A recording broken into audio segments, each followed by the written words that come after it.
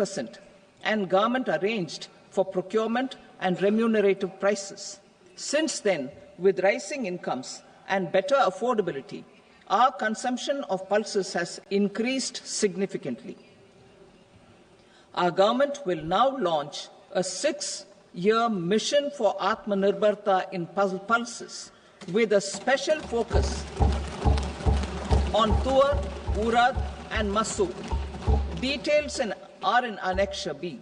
Central agencies such as NAFED and NCCF will be ready to procure these 3 pulses as much as offered during the next 4 years from farmers who register with these agencies and enter into agreements. Comprehensive program for vegetables and fruits. It is encouraging that our people are increasingly becoming aware of their nutritional needs. It is a sign of a society becoming healthier. With rising income levels, the consumption of vegetables, fruits and Shri Anna is increasing significantly. A comprehensive program to promote production, efficient supplies, processing and remunerative prices for farmers will be launched in partnership with the states. Appropriate institutional mechanisms for implementation and participation of farmer producer organizations and cooperatives will be set up. Makhana Board in Bihar. For this, there is a special opportunity for the people of Bihar. A Makhana Board will be established in the state to improve production, processing, value addition and marketing of makhana. The people engaged in these activities will be organized into FPOs. The board will provide hand-holding and training support to makhana farmers and will also work to ensure they receive the benefits of all relevant government schemes. A national mission on high-yielding seeds will be launched, aimed at 1. Strengthening research ecosystem, 2. Targeted development and propagation of seeds with high yield, pest resistance and climate resilience, and 3. Commercial availability of more than 100 seed varieties released since July 2024. India ranks second largest globally in fish production and aquaculture. Seafood exports are valued at 60,000 crore rupees. To unlock the untapped potential of the marine sector, our government will bring in an enabling framework for sustainable harnessing of fisheries from Indian Exclusive Economic Zone and high seas, with a special focus on the Andaman and Nicobar and Lakshadweep Islands. For the benefit of lakhs of cotton growing farmers, I am pleased to announce a mission for cotton productivity. This 5-year mission will facilitate significant improvements in productivity and sustainability of cotton farming and promote extra long staple cotton varieties. The best of science and technology support will be provided to farmers. Aligned with our integrated 5F vision for the textile sector, this will help in increasing incomes of the farmers and ensure a steady supply of quality cotton for rejuvenating India's traditional textile sector.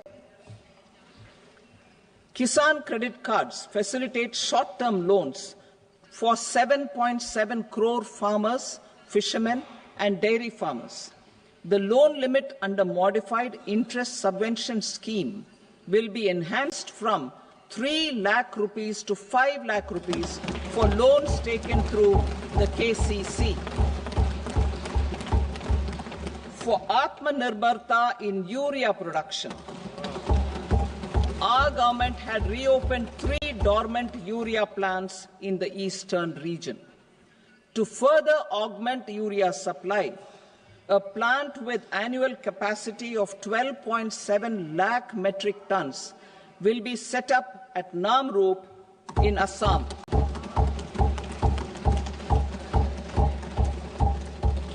India Post, with 1.5 lakh rural post offices, complemented by the India Post Payment Bank and a vast network of 2.4 lakh Dak Sevaks, will be repositioned to act as a catalyst for the rural economy.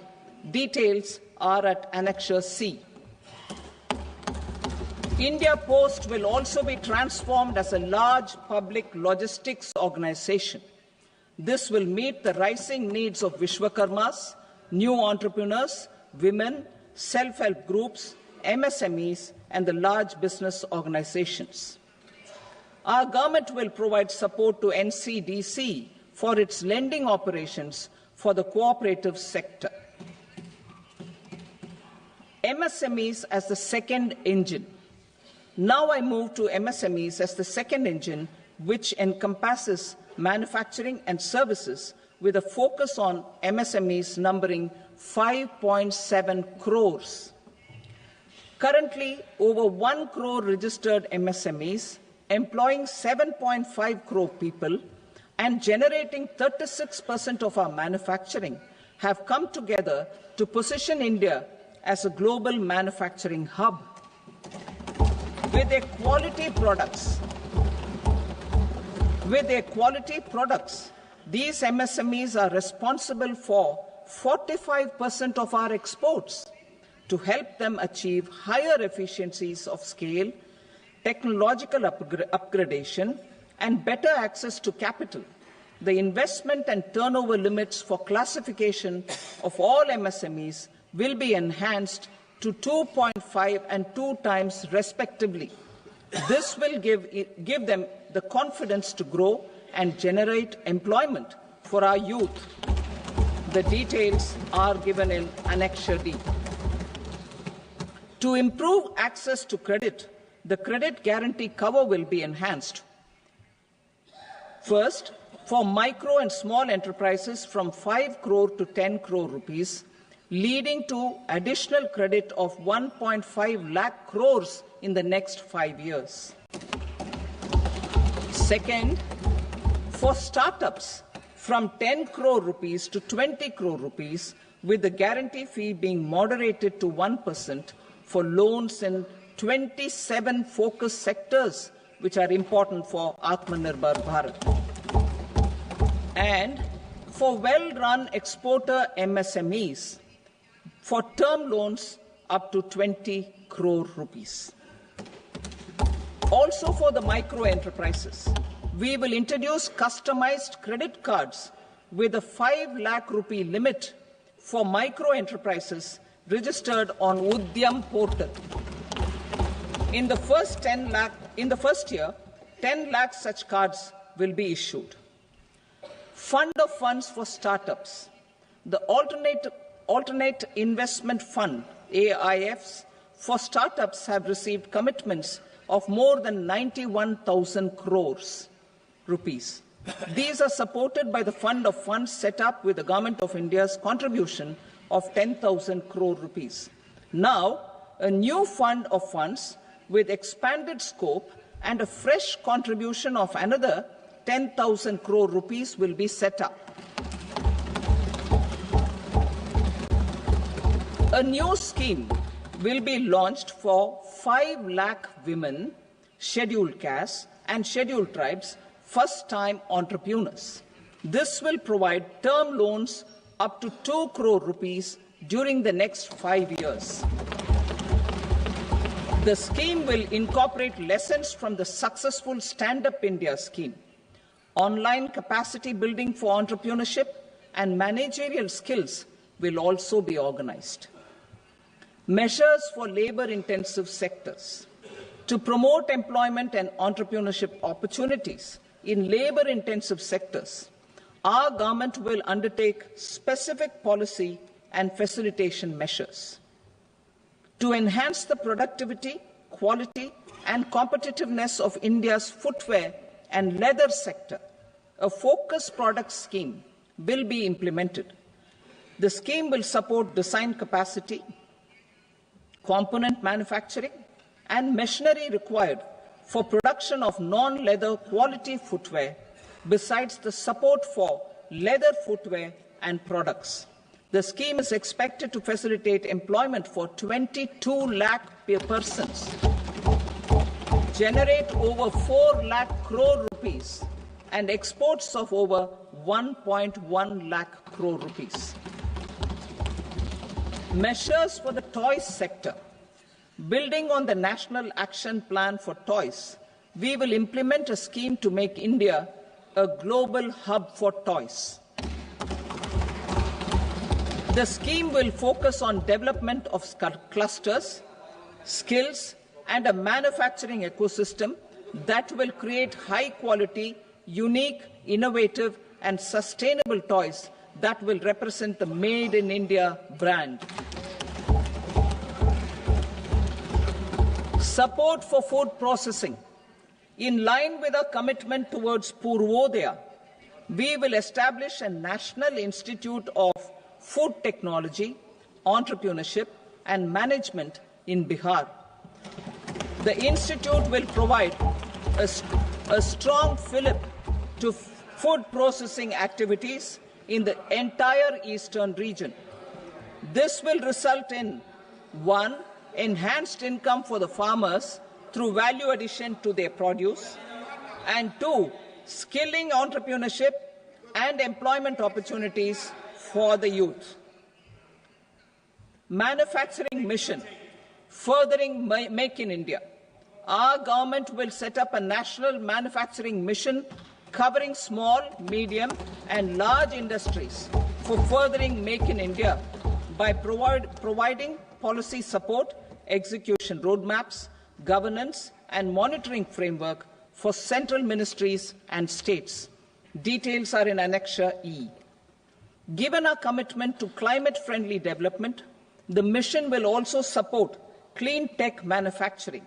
This will aim to improve domestic value addition and build our ecosystem for solar PV cells, EV batteries, motors and controllers, electrolyzers, wind turbines, very high voltage transmission equipment and grid-scale batteries.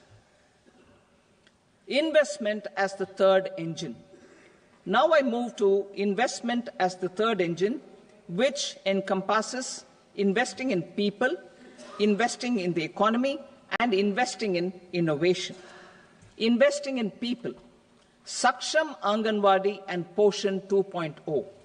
Saksham Anganwadi and Poshan 2.0 program provides nutritional support to more than 8 crore children, 1 crore pregnant women and lactating mothers all over the country, and about 20 lakh adolescent girls in aspirational districts and the Northeast region. The cost norms for these nutritional support will be enhanced appropriately. Atal Tinkering Labs. 50,000 Atal Tinkering Labs will be set up in government schools in the next 5 years to cultivate the spirit of curiosity and innovation and foster a scientific temper among young minds. Broadband connectivity to government secondary schools and PHCs. Broadband connectivity will be provided to all government secondary schools and primary health centers in rural areas under the BharatNet project. Bharatiya Bhasha Pustak Scheme. We propose to implement a Bharatiya Bhasha Pustak scheme to provide digital form Indian language books for schools and for higher education. This aims to help students understand their subjects better and in their language.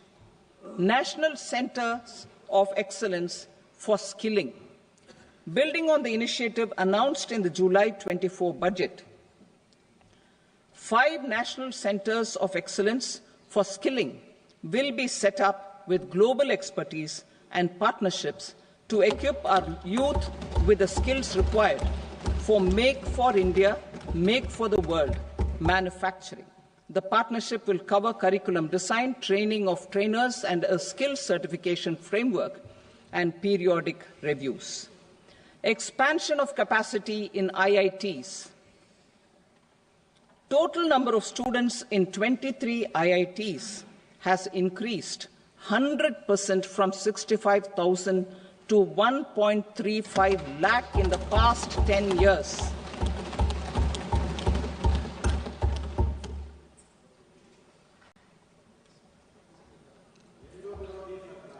Additional infrastructure will be created in the 5 IITs started after 2014 to facilitate education for 6,500 more students. Hostel and other infrastructure capacity at IIT Patna will also be expanded.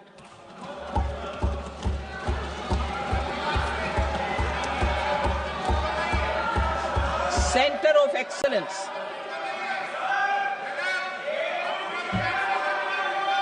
Center of Excellence in AI for Education. I had announced 3 centers of excellence in artificial intelligence for agriculture, health, and sustainable cities in 2023. Now a center of excellence in artificial intelligence for education will be set up with a total outlay of 500 crores. Expansion of medical education. Our government has added almost 1.1 lakh undergraduate and postgraduate medical education seats in 10 years, an increase of 130%. In the next year, 10,000 additional seats will be added in medical colleges and hospitals towards the goal of adding 75,000 seats in the next 5 years. Daycare cancer centers in all district hospitals. Our government will facilitate setting up of daycare cancer centers in all district hospitals in the next 3 years. 200 centers will be established in 25-26 itself. Strengthening urban livelihoods. Our government has been giving priority to assisting urban poor and vulnerable groups. A scheme for socio-economic upliftment of urban workers will be implemented to help them improve their incomes, have sustainable livelihoods, and a better quality of life. PM Swanidhi scheme has benefited more than 68 lakh street vendors, giving them respite from high-interest informal sector loans. Building on this success, the scheme will be revamped with enhanced loans from banks, UPI-linked credit cards with 30,000 rupees limit, and capacity building support. Social Security Scheme for welfare of online platform workers. Gig workers of online platforms provide great dynamism to the new age services economy. Recognizing their contribution, our government will arrange for their identity cards and registration on the e-Shram portal. They will be provided health care under PM Jan Arogya Yojana. This measure is likely to assist nearly 1 crore gig workers.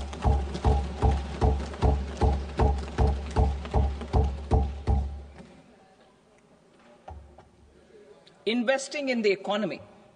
Public-private partnership in infrastructure. Each infrastructure-related ministry will come up with a 3-year pipeline of projects that can be implemented in PPP mode. States will also be encouraged to do so and can seek support from the India Infrastructure Project Development Fund, which is a scheme to prepare PPP proposals. Support to states for infrastructure. An outlay of 1.5 lakh crore is proposed for the 50-year interest-free loans to states for capital expenditure and incentives for reforms. Building on the success of the first asset monetization plan announced in 2021, the second plan for 2025 to 30 will be launched to plough back capital of 10 lakh crore in new projects. Regulatory and fiscal measures will be fine-tuned to support the plan.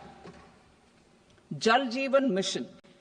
Since 2019, 15 crore households, representing 80% of India's rural population, have been provided access to portable tap water connections. To achieve 100% coverage, I am pleased to announce the extension of this mission until 2028 with an enhanced total outlay. The mission's focus will be on the quality of infrastructure and O&M of rural piped water supply schemes through Jan Bhagidari. A separate MOU or separate MOUs will be signed with the states and union territories to ensure sustainability and citizen-centric water services delivery. Urban sector reforms. Building on the July budget proposals, urban sector reforms related to governance, municipal services, urban land and planning will be incentivized. Urban Challenge Fund. The government will set up an Urban Challenge Fund of 1 lakh crore rupees to implement the proposals for cities as growth hubs, creative redevelopment of cities, and for water and sanitation purposes announced in the July budget. This fund will finance up to 25% of the cost of bankable projects, with a stipulation that at least 50% of the cost is funded from bonds, bank loans, and PPPs. An allocation of 10,000 crore is proposed in 2025-26. Power sector reforms. We will incentivize electricity distribution reforms and augmentation of intra-state transmission capacity by states. This will improve financial health and capacity of electricity companies. Additional borrowing of 0.5% of GSDP will be allowed to states contingent on these reforms. Nuclear energy mission for Vikasit Bharat. Development of at least 100 gigawatt of nuclear energy by 2047 is essential for our energy transition efforts. For an active partnership with the private sector towards this goal, amendments to the Atomic Energy Act and the Civil Liability for Nuclear Damage Act will be taken up. A nuclear energy mission for research and development of small modular reactors with an outlay of 20,000 crore will be set up. At least 5 indigenously developed small modular reactors will be operationalized by 2033. Shipbuilding. The shipbuilding financial assistance policy will be revamped to address cost disadvantages. This will also include credit notes for shipbreaking in Indian yards to promote the circular economy. Large ships above a specified size will be included in the infrastructure harmonized master list. Shipbuilding clusters will be facilitated to increase the range, categories and capacity of ships. This will include additional infrastructure, facilities, skilling and technology to develop the entire ecosystem. Maritime Development Fund. For long-term financing for the maritime industry, a Maritime Development Fund with a corpus of 25,000 crore rupees will be set up. This will be for distributed support and promoting competition. This will have up to 49% contribution by the government, and the balance will be mobilized from ports and from private sector.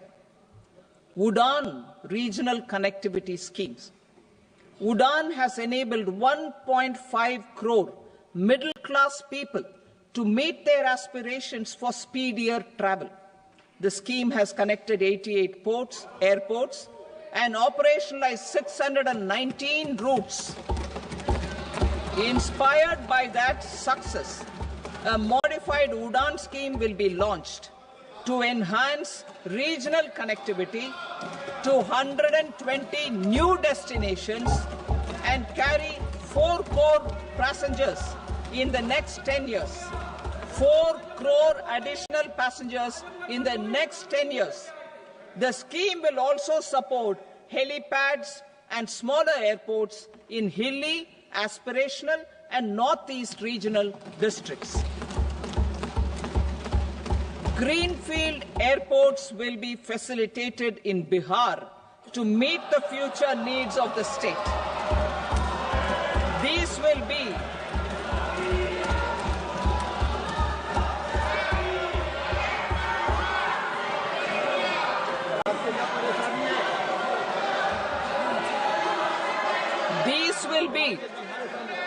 These will be in addition to the expansion of the capacity of Patna Airport and a brownfield airport in Beta. Western Kosi Canal project in Mithilanchal. Financial support will be provided for the Western Kosi Canal ERM project, benefiting a large number of farmers cultivating over 50,000 hectares of land in the Mithilanchal region of Bihar. Mining sector reforms. Mining sector reforms, including those for minor minerals, will be encouraged through sharing of best practices and institutions of a state mining index. A policy for recovery of critical minerals from tailings will be brought out. Under the special window for affordable and mid-income housing, SWAMI, 50,000 dwelling units in stressed housing projects have been completed and keys handed over to home buyers.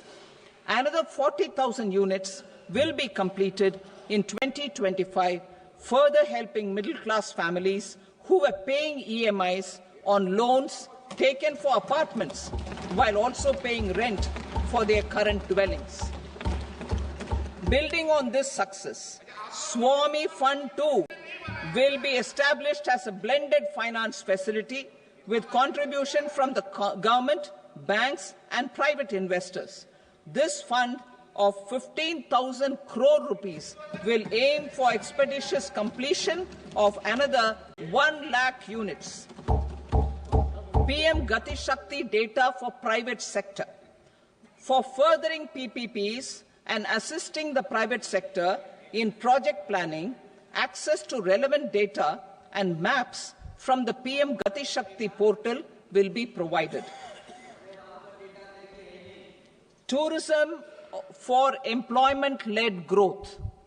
Top 50 tourist destination sites in the country will be developed in partnership with states through a challenge mode. Land for building key infrastructure will have to be provided by the states. Hotels in these destinations will be included in the infrastructure harmonized list. The following measures will be taken for facilitating employment-led growth. Organizing intensive skill development programs for our youth, including in institutes of hospitality management. Providing mudra loans for homestays. Improving ease of travel and connectivity to tourist destinations. Providing performance-linked incentives to states for effective destination management, including tourist amenities, cleanliness and marketing efforts. And introducing streamlined e-visa facilities along with visa fee waivers for certain tourist groups. Continuing with the emphasis on places of spiritual and religious significance, in the July budget, there will be a special focus on destinations related to the life and times of Lord Buddha. Medical tourism and heal in India. Medical tourism and heal in India will be promoted in partnership with the private sector, along with capacity building and easier visa norms. Investing in innovation. To implement private sector-driven research, development and innovation initiatives announced in the July budget, I am now allocating 20,000 crore rupees for this purpose. A deep tech fund of funds will also be explored to catalyze the next generation startups as a part of this initiative. In the next 5 years, under the PM Research Fellowship Scheme, we will provide 10,000 fellowships for technological research in IITs and IISc with enhanced financial support. The second gene bank with 10 lakh germplasm lines will be set up for future food and nutritional security. This will provide conservation support to both public and private sectors for genetic resources. We will start a national geospatial mission to develop foundational geospatial infrastructure and data. Using PM Gati Shakti, this mission will facilitate modernization of land records, urban planning, and design of infrastructure projects. A Gyan Bharatam mission for survey, documentation, and conservation of our manuscript heritage with academic institutions, museums, libraries, and private collectors will be undertaken to cover more than 1 crore manuscripts. We will set up a national digital repository of Indian knowledge systems for knowledge sharing. Now I move to exports as the fourth engine. We will set up an export promotion mission with sectoral and ministerial targets driven jointly by the Ministries of Commerce, MSME, and Finance. It will facilitate easy access to export credit, cross-border factoring support, support to MSMEs to tackle non-tariff measures in overseas markets. A digital public infrastructure, Bharat Trade Net, for international trade will be set up as a unified platform for trade documentation and financing solutions. This will complement the Unified Logistics Interface platform. The BTN will be aligned with international practices. Support will be provided to develop domestic manufacturing capacities for our economy's integration with global supply chains. Sectors will be identified based on objective criteria. Facilitation groups with participation of senior officers and industry representatives will be formed for select products and supply chains. Through this, there are huge opportunities related to Industry 4.0, which needs high skills and talent. Our youth have both. Our government will support the domestic electronic equipment industry to leverage this opportunity for the benefit of our youth. A national framework will be formulated as guidance to states for promoting global capability centers in emerging Tier 2 cities. This will suggest measures for enhancing availability of talent and infrastructure, building bylaw reforms, and mechanisms for collaboration with industry. Our government will facilitate upgradation of infrastructure and warehousing for air cargo, including high-value perishable horticultural produce. Cargo screening and customs protocol will be streamlined and made user-friendly. Reforms as the fuel. Over the past 10 years, our government has implemented several reforms for convenience of taxpayers, such as faceless assessment, 2, taxpayer charter, 3, faster returns, 4, almost 99% returns being on self-assessment, and 5, Vivad Se Vishwas scheme.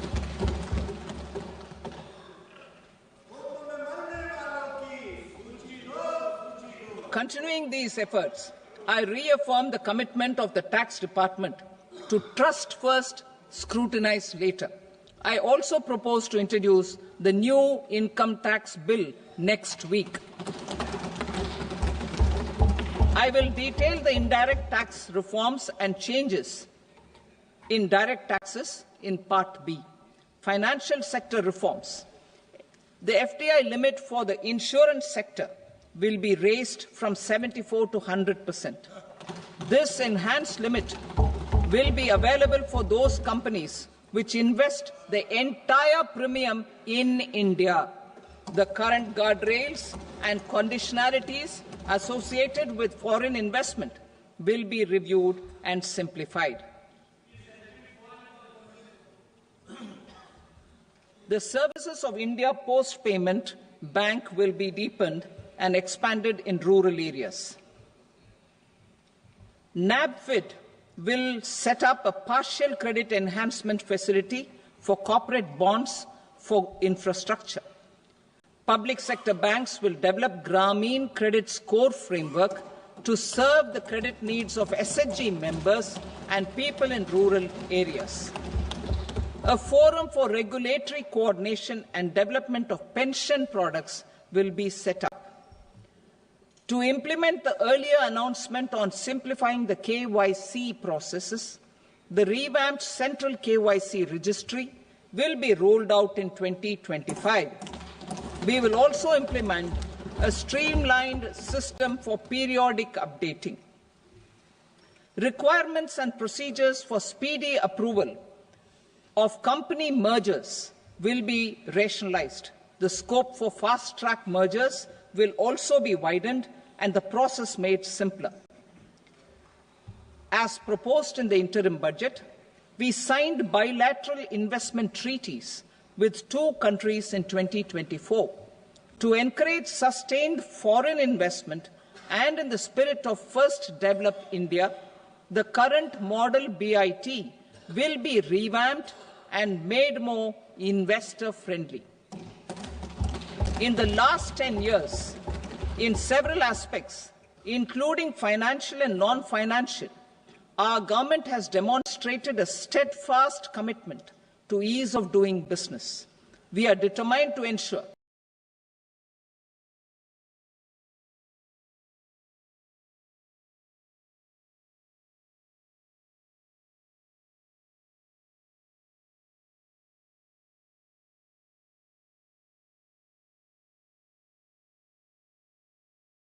framework. We will update regulations that were made under old laws.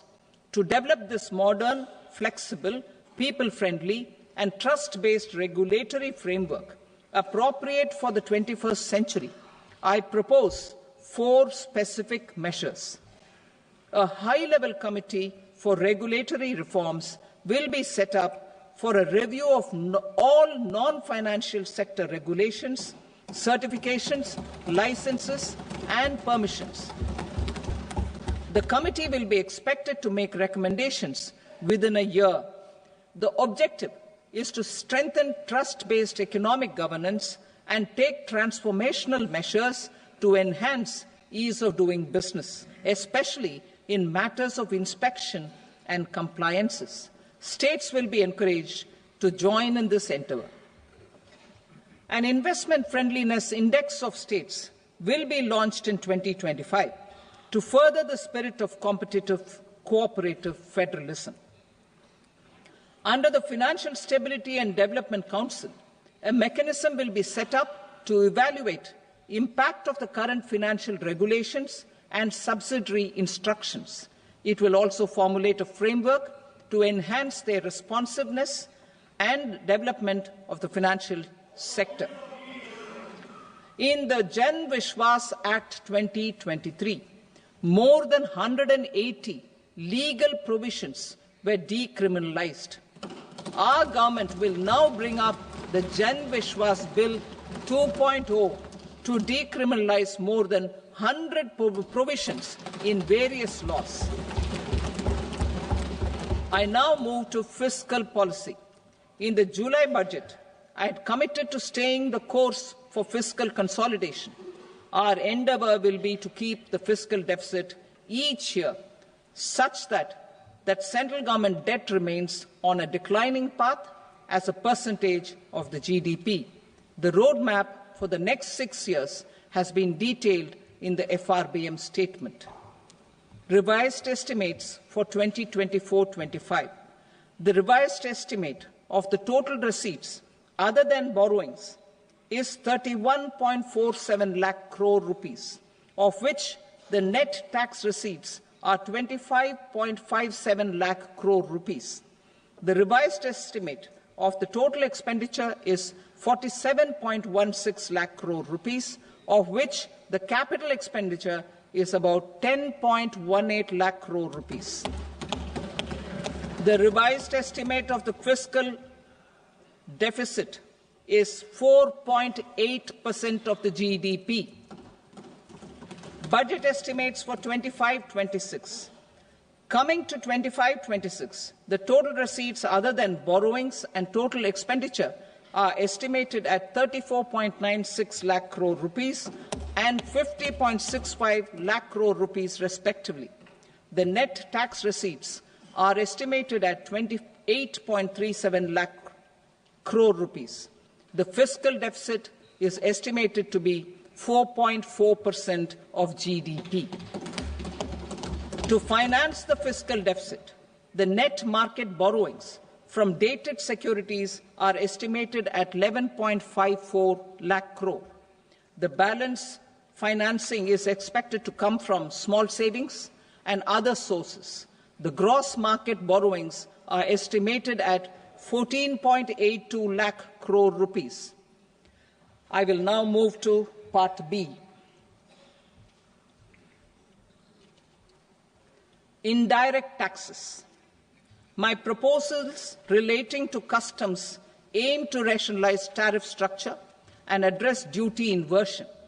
These will also support domestic manufacturing and value addition, promote exports, facilitate trade, and provide relief to common people. Rationalization of customs tariff structure for industrial goods. As a part of comprehensive review of customs rate structure announced in July 2024 budget, I propose to 1. Remove 7 tariff rates. This is over and above the 7 tariff rates removed in 23-24 budget. After this, there will be only 8 remaining tariff rates, including 0 rate. 2. Apply appropriate cess to broadly maintain effective duty incidence, except on a few items where such incidence will reduce marginally. 3. Levy not more than 1 cess or surcharge. Therefore, I propose to exempt social welfare surcharge on 82 tariff lines that are subject to a cess. I shall now take up sector-specific proposals. To provide relief to patients, particularly those suffering from cancer, rare diseases, and other severe chronic diseases, I propose to add 36 life-saving drugs and medicines to the list of medicines fully exempted from basic custom duty.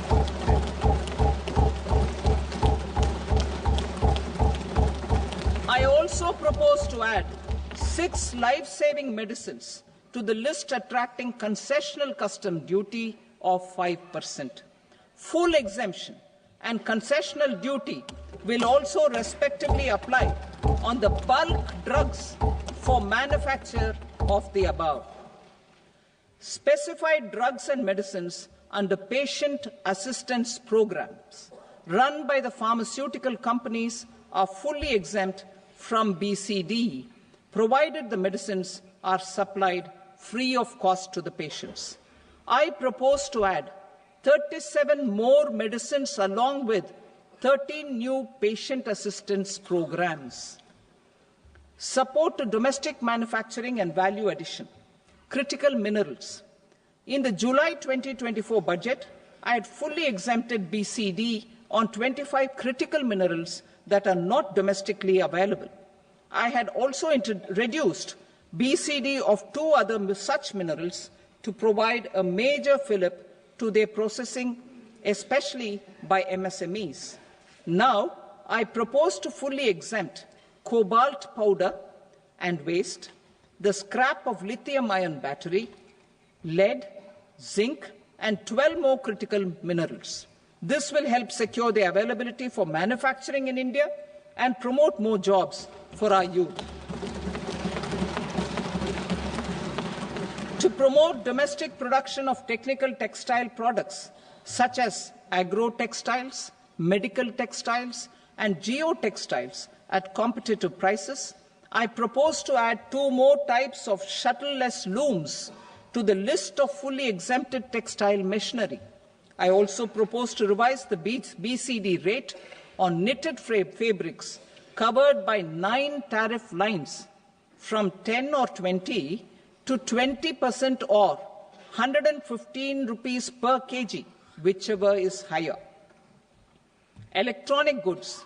In line with our Make in India policy and to rectify inverted duty structure, I propose to increase the BCD on interactive flat panel display from 10% to 20% and reduce the BCD to 5% on open cell and other components. In 23-24 budget, for the manufacture of open cells of LCD, LED TVs, I had reduced the BCD on parts of open cells from 5% to 2.5%. To further boost the manufacture of such open cells, the BCD on these parts will now stand exempted. Lithium-ion battery. To the list of exempted capital goods, I propose to add 35 additional capital goods for EV battery manufacturing and 28 additional capital goods for mobile phone battery manufacturing. This will boost domestic manufacture of lithium-ion batteries, both for mobile phones and for electric vehicles. Shipping sector. Considering that shipbuilding has a long gestation period, I propose to continue the exemption of BCD on raw materials, components, consumables, or parts for the manufacture of ships for another 10 years.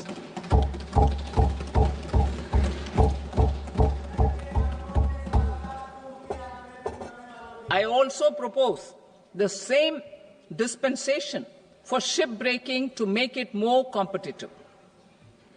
Telecommunication. To prevent classification disputes, I propose to reduce the BCD from 20% to 10% on carrier-grade Ethernet switches to make it at par with non-carrier-grade Ethernet switches.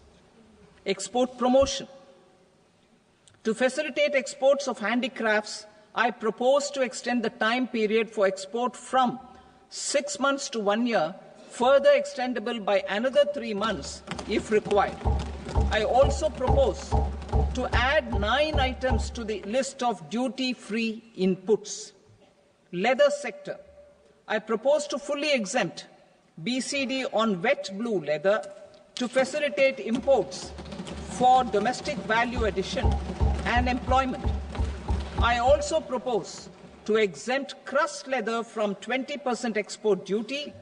I also propose to revise the BCD rate on knitted fabrics covered by 9 tariff lines from 10 or 20 to 20% or 115 rupees per kg, whichever is higher. Electronic goods. In line with our Make in India policy and to rectify inverted duty structure, I propose to increase the BCD on interactive flat panel display from 10% to 20% and reduce the BCD to 5% on open cell and other components.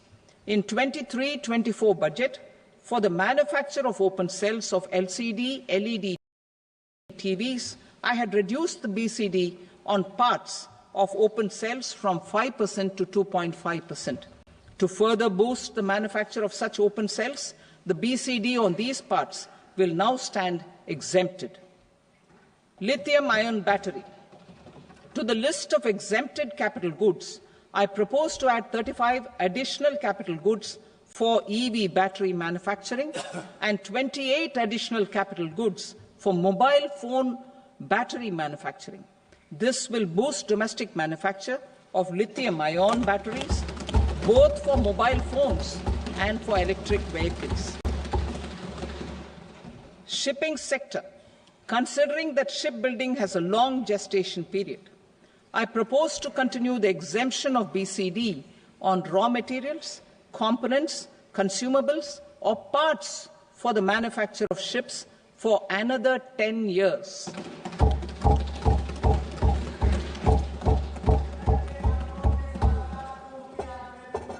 I also propose the same dispensation for shipbreaking to make it more competitive. Telecommunication. To prevent classification disputes, I propose to reduce the BCD from 20% to 10% on carrier-grade Ethernet switches to make it at par with non-carrier-grade Ethernet switches. Export promotion. To facilitate exports of handicrafts, I propose to extend the time period for export from 6 months to 1 year, further extendable by another 3 months if required. I also propose to add 9 items to the list of duty-free inputs. Leather sector. I propose to fully exempt BCD on wet blue leather to facilitate imports for domestic value addition and employment. I also propose to exempt crust leather from 20% export duty to facilitate exports by small tanners. Marine products. To enhance India's competitiveness in the global seafood market, I propose to reduce BCD from 30% to 5% on frozen fish paste, surimi, for manufacture and export of its analog products. I also propose to reduce BCD from 15% to 5% on fish hydrolysates for manufacture of fish and shrimp feed. In July 2024 budget, to promote development of domestic MROs for aircraft and ships, I had extended the time limit for export of foreign origin goods that were imported for repairs from 6 months to 1 year and further extendable by 1 year. I now propose to extend the same dispensation for railway goods. Time limit for provisional assessment. Presently, the Customs Act 1962 does not provide any time limit to finalize provisional assessments, leading to uncertainty and cost to trade. As a measure of promoting ease of doing business, I propose to fix a time limit of 2 years, extendable by a year, for finalizing the provisional assessment. I propose to introduce a new provision that will enable importers or exporters, after clearance of goods, to voluntarily declare material facts and pay duty with interest but without penalty. This will incentivize voluntary compliance. However, this will not apply in cases where department has already initiated audit or investigation proceedings. For industry to better plan their imports, I propose to extend the time limit for the end use of imported inputs in the relevant rules from 6 months to 1 year. This will provide operational flexibility in view of cost and uncertainty of supply. Further, such importers will now have to file only quarterly statements instead of a monthly statement.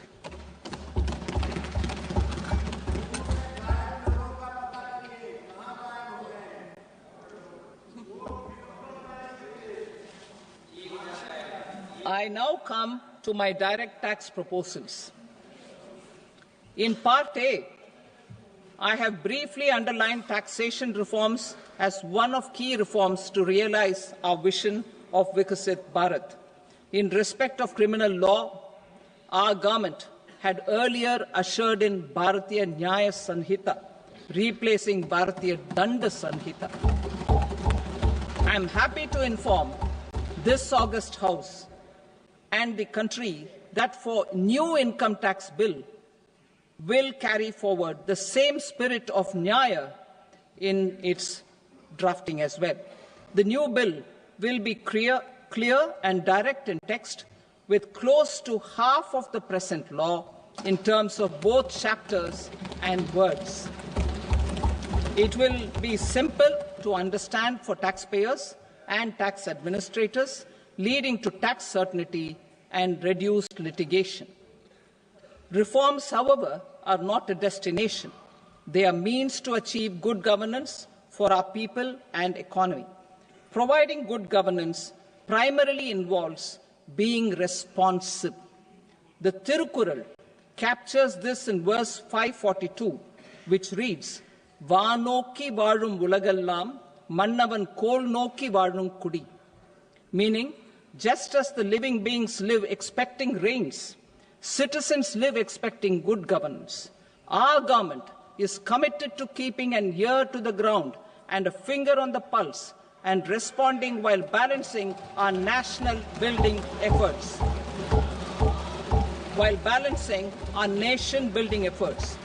The following measures will detail just how our government will, under the guidance of PM Modi, has taken steps to understand and address. I repeat that sentence, sir. The following measures will detail just how our government, under the guidance of PM Modi, has taken steps to understand and address the needs voiced by our citizens. My tax proposals are guided by this spirit. The objectives of my proposals are as follows. Personal income tax reforms with special focus on middle class. Rationalization of TDS and TCS for easing difficulties. Encouraging voluntary compliance. Reducing compliance burden. Ease of doing business, employment and investment. I will come to my proposal on personal income tax towards the end. TDS and TCS, rationalization for easing difficulties. I propose to rationalize tax deduction at source, TDS, by reducing the number of rates and thresholds above which TDS is deducted. Further, threshold amounts for tax deduction will be increased for better clarity and uniformity. The limit for tax deduction on interest for senior citizens is being doubled from the present 50,000 rupees to 1 lakh rupees. Similarly, the annual limit of 2.40 lakh rupees for TDS on rent is being increased to 6 lakh rupees. This will reduce the number of transactions liable to TDS, thus benefiting small taxpayers receiving small payments. The threshold to collect tax at source, the TCS, on remittances under RBI's liberalized remittance scheme, the LRS, is proposed to be increased from 7 lakh to 10 lakhs. I also propose to remove TCS on remittances for education purposes, where such remittances is out of a loan taken from a specified financial institution. Both TDS and TCS are being applied on any transaction related to sale of goods. To prevent such compliance difficulties, I propose to omit the TCS. I also propose that the provisions of the higher TDS deduction will now apply only in non-PAN cases. In July 2024, the delay for payment of TDS up to the due date of filing statement was decriminalized. I propose to provide the same relaxation to TCS provisions as well.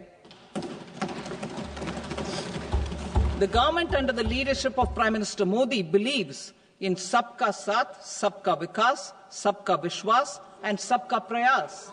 In line with this, we brought in updated return facility in 2022 for voluntary compliance by taxpayers who had omitted to report their correct income. Our trust in taxpayers was proved right. Nearly 90 lakh taxpayers voluntarily updated their incomes by paying additional tax. Taking this trust further, I now propose to extend the time limit to file updated returns for any assessment year from the current limit of 2 years to 4 years. I propose to reduce the compliance burden for small charitable trusts and institutions by increasing their period of registration from 5 years to 10 years. It is also proposed that disproportionate consequences do not arise for minor defaults such as incomplete applications filed by charitable entities. Presently, taxpayers can claim the annual value of self-occupied properties as nil only on the fulfillment of certain conditions. Considering the difficulties faced by taxpayers, it is proposed to allow the benefit of 2 such self-occupied properties without any condition. To streamline the process of transfer pricing and to provide an alternative to yearly examination, I propose to introduce a scheme for determining arm's length price of international transaction for a block period of 3 years. This will be in line with global best practices. With a view to reduce litigation and provide certainty in international taxation, the scope of safe harbor rules is being expanded. A number of senior and very senior citizens have very old national savings schemes accounts. As interest is no longer payable on such accounts, I propose to exempt withdrawals made from NSS by individuals on or after 29th August 2024. I am also proposing to allow similar treatment to NPS Vatsalya accounts as is available to normal NPS accounts subject to overall limits. In my speech in July 2024, I had promised that all processes, including giving effect to appellate orders, shall be digitalized and made paperless over the next 2 years. So I'm happy to announce that digitalization is being made operational now. In July 2024, we brought in the Vivad Se Vishwas scheme to resolve income tax disputes pending in appeal. The scheme has received a great response, with nearly 33,000 taxpayers having availed of the scheme to settle their disputes. I have a few proposals to promote investment and employment. It is proposed to provide a presumptive taxation regime for non-residents who provide services to a resident company that is establishing or operating an electronics manufacturing facility. I further propose to introduce a safe harbor for tax certainty for non-residents who store components for supply to specified electronics manufacturing units. Presently, the tonnage tax scheme is available only to sea-going ships. The benefits of existing tonnage tax scheme are proposed to be extended to inland vessels registered under the Indian Vessels Act 2021 to promote inland water transport in the country. Extension for incorporation of startups. We continue to support the Indian startup ecosystem. I propose to extend the period of incorporation by 5 years to allow the benefit available to startups which are incorporated before 1/4/2030. In order to attract and promote additional activities in the IFSC, I am inter alia proposing specific benefits to ship leasing units, insurance offices, and treasury centres of global companies which are set up in IFSC. Further, to claim benefits, the cut-off date for commencement in IFSC has also been extended by 5 years to 31/3/2030. Category 1 and Category 2 AIFs are undertaking investments in infrastructure and other such sectors. I propose to provide certainty of taxation to these entities on the gains from securities. To promote funding from sovereign wealth funds and pension funds to the infrastructure sector, I propose to extend the date of making an investment by 5 more years up to 31st March 2030.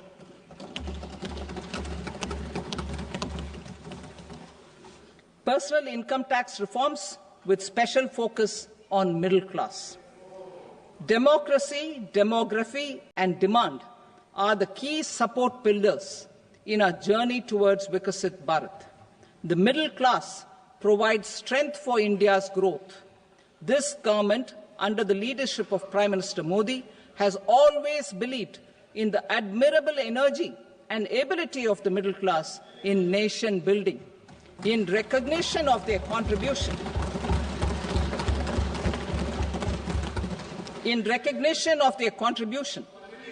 we have periodically reduced their tax burden. Right after 2014, the nil tax slab was raised to 2.5 lakhs of rupees, which was further raised to 5 lakh rupees in 2019 and to 7 lakh rupees in 2023. This is reflective of our government's trust on the middle-class taxpayers. I am now happy to announce that there will be no income tax payable up to income of 12 lakh rupees.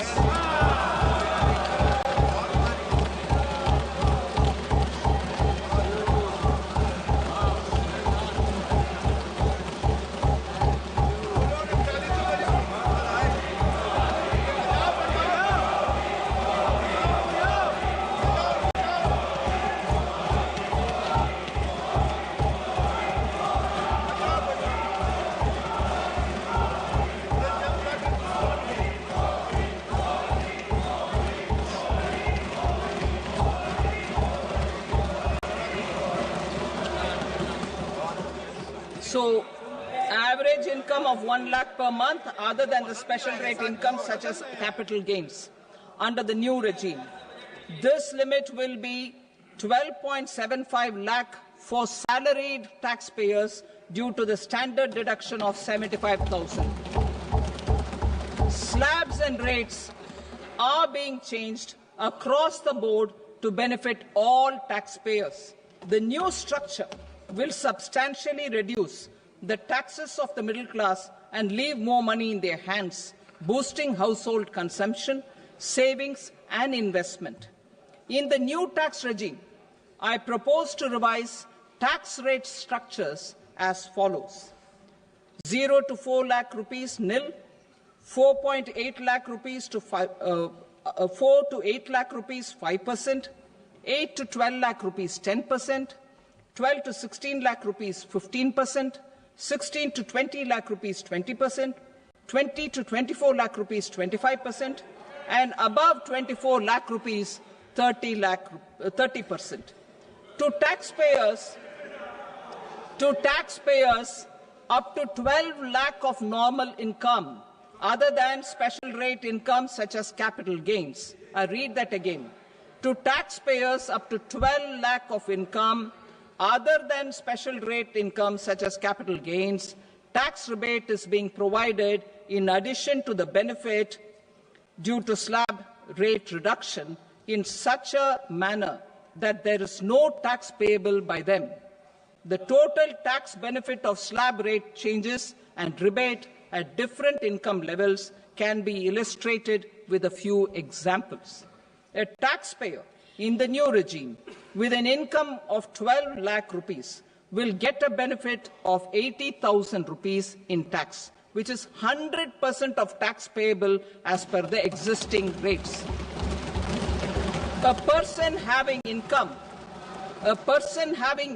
of 18 lakh rupees will get a benefit of 70,000 rupees in tax, that is 30% of tax payable as per existing rates. A person with an income of 25 lakh gets a benefit of 1,10,000 rupees, that is 25% of his tax payable as per existing rates. Details of my tax proposals are given in the annexure. As a result of these proposals, Honourable Speaker, sir, revenue of about 1 lakh crore in direct taxes, and 2,600 crores in indirect taxes will be foregone. Mr. Speaker, sir, with this, I commend the budget to this august House.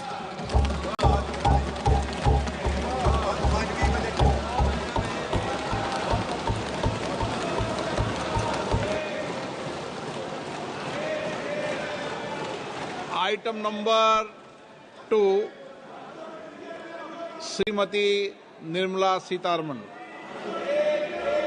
Sir, with your permission, I rise to lay on the table the following statements under Section 3(1) of the Fiscal Responsibility and Budget Management Act 2003. Medium-term fiscal policy cum fiscal policy strategy statement and macroeconomic framework statement. Item number 3, Srimati Nirmala Sitharaman. Sir, with your permission, I rise to move for leave to introduce the Finance Bill 2025. प्रश्न ये है कि विधेयक को पुनर्स्थापित करने की अनुमति प्रदान की जाए। जो सदस्य इसके पक्ष में हाँ कहें, जो सदस्य विरोध में ना कहें। मेरे विचार में निर्णय हाँ वालों के पक्ष में हुआ, हाँ वालों के पक्ष में अनुमति प्रदान की जाती है। माननीय मंत्री जी, अब विधेयक को पुनर्स्थापित करें। Sir, I introduce the bill. Thank you. सभा की कार्रवाई सोमवार दिनांक 3 फरवरी 2025 को प्राप्त 11 बजे तक के लिए स्थगित की जाती है।